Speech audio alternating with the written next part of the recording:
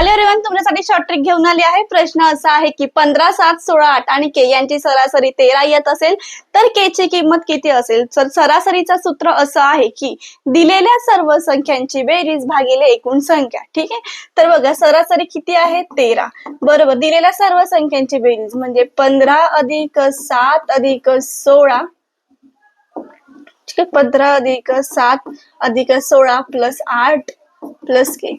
ठीक आहे, आणि एकूण संख्या किती संख्या आहेत 5 संख्या आहेत। आता हे भागाकारामध्ये आहे, सो यांचा गुणाकार होणार 13 5 65 बरोबर। आता 15 7 16 आणि 8 यांची बेरीज केली तर 46 येणार। 46 प्लस के, केला मी बाहेर काढलं।